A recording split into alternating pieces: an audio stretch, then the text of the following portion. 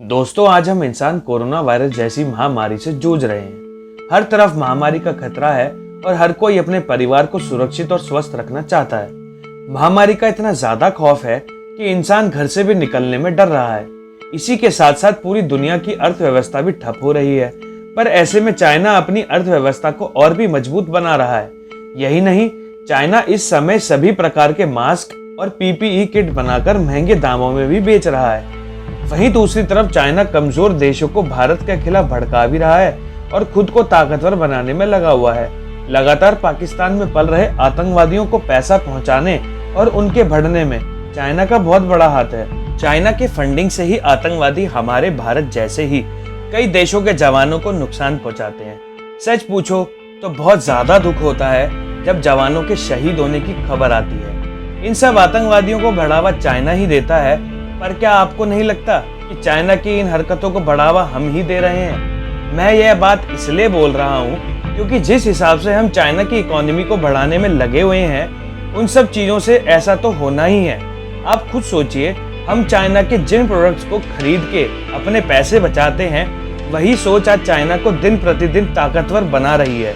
और हमसे कमाया हुआ पैसा चाइना अपने डिफेंस सिस्टम में लगाता है। और जैसे कि आपको पता है, चाइना एक ऐसा देश है जो अपने डिफेंस सिस्टम पे खर्च करने में दूसरे स्थान पर आता है। यह सब पैसा हमसे ही तो कमाया हुआ है।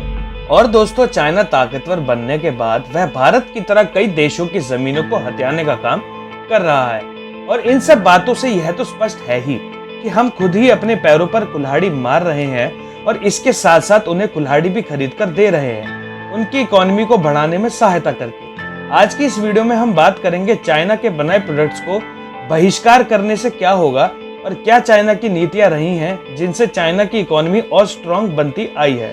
तो इस वीडियो को आखिरी तक देखें और अपना प्यार बनाए रखें। चाइना और भारत की सीमा विवाद के बाद देश के कुछ लोगों ने सोशल मीडिया पर चीनी सामान और सॉफ्टवेयर के बहिष्कार की मुहिम छेड़ दी है।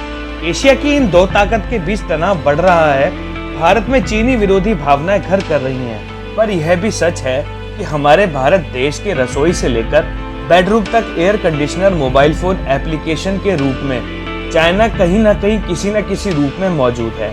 चाइना के प्रोडक्ट के बहिष्कार के नारों के बीच अमेज़न और फ्लिपकार्ट ने भारत में बनी चीजों को बढ़ावा देना शुरू कर दिया है। लेकिन कारोबार जगत अभी पूरी तरह से इस बहिष्कार के पक्ष में नहीं दिख रहा है। चाइना ने भारत में डायरेक्ट निवेश किया हुआ है जो कि 6 अरब डॉलर से भी ज्यादा का है, जबकि पाकिस्तान में निवेश चाइना का 30 अरब डॉलर से भी ज्यादा का है। मुंबई के विदेशी मामलों के थिंक टैंक गेटवे हाउस ने भारत में ऐसी 75 कंपनियों की पहचान की है जिसमें चाइना का डायरेक्ट निवेश है।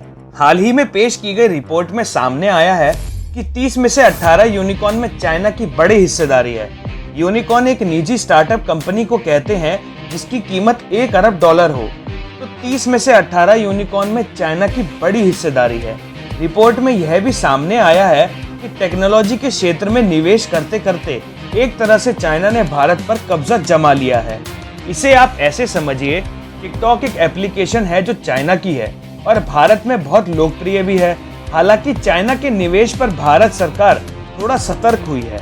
हाल ही में भारत सरकार ने नीतियों को बदला है और अब चाइना को जमीनी सीमा से जुड़े निवेशों को पहले भारत सरकार से मंजूरी लेनी होगी। इस नए फैसले ने चाइना के कारोबारियों की चिंता बढ़ा दी है। लेकिन यह फैसला उन निवेशों को प्रभाव नहीं करेगा जो अप्रैल से पहले हो चुका है। चाइना के निवेश की जांच करने की नई भारतीय नीति के बावजूद भारत में चाइना की मौजूदगी हर जगह दिखती है। और ऐसा भी नहीं है कि इन फैसले के बाद चाइना की निवेशियों को मंजूरी नहीं दी गई है। उदाहरण के लिए मलेरिया की दवाई हाइड्रोक्लोरोक्विन को ही देख लीजिए। इस दवा का इंग्रेडिएंट चाइना से ही इंपोर्ट किया जाता है। हालांकि क्रोसिन, जिसका इंग्रेडिएंट भी चाइना से ही आता है, असल में भारत की दवा बनाने वाली कंपनियां करीब 70% इंग्रेडिएंट चाइना से ही इंपोर्ट करवाती हैं। और यह बात खुद भारत सरकार ने संसद में बताई है।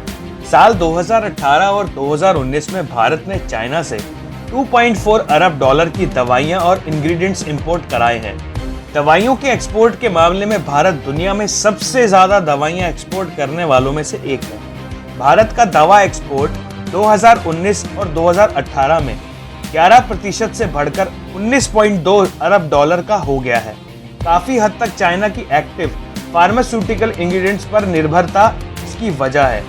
भारत चाइना के रॉ मटेरियल को इसलिए खरीदता है क्योंकि यह बहुत सस्ता है और सामग्री वहां आसानी से उपलब्ध है। मतलब यह हुआ कि दोनों देश एक दूसरे पर बहुत ज्यादा डिपेंडेंट है। चाइना में कच्चा माल बेचने वाली कंपनियां भारत की दवाई बनाने वाली कंपनियों के बिना नहीं चल सकती, लेकिन यह भी सच है कि भारत को चाइना की ज्यादा जरूरत है, न कि चाइना को भारत की। व्यापार में चाइना का पलड़ा भारी है। बीते साल दोनों देशों के बीच 90 अरब डॉलर से भी ज्यादा का व्यापार हुआ था। इसे आसान तरीके से कहा जाए तो दोनों देशों के अर्थव्यवस्था विकास एक अलग अलग स्तर पर है। इस मुद्दे को हल करने के लिए लॉन्ग टर्म प्लान और धैर्य की भारत को बहुत ज्यादा जरूरत है। चाइना भी बड़े भारतीय बाजार को नजरअंदाज नहीं कर सकता। भारत के साथ चाइना का व्यापार 15 सालों में लगभग एक तरफा हो गया है और यह अधिकतर दूसरे देशों के साथ भी चाइना का यही हाल है। लेकिन भारत में चाइना के बहिष्कार को लेकर जो मुहिम चल रही है, उन पर चाइना का क्या रिएक्शन है, आपको जानकर ताज्जुब होगा कि इस पर चाइना बहुत ज्यादा ध्यान नहीं दे रहा है। क्या आपको पता है कि कुछ दशक पहले तक चाइना केवल प्लास्टिक के प्रोडक्ट ही दुनिया भर में एक्सपोर्ट करता था, लेकिन आज समय ऐसा है कि हर 5 में से 1 या 2 चीज हम चाइना का ही इस्तेमाल कर रहे हैं। और केवल हम ही नहीं, और भी कई देश हैं जो चाइना की इस चालबाजी में फंसते जा रहे हैं। यही वजह है कि चाइना आज दुनिया का नंबर 1 मैन्युफैक्चरर बन चुका है। और सिर्फ इतना ही नहीं, सॉफ्टवेयर और आईटी के फील्ड में भी चाइना का कोई जवाब नहीं है।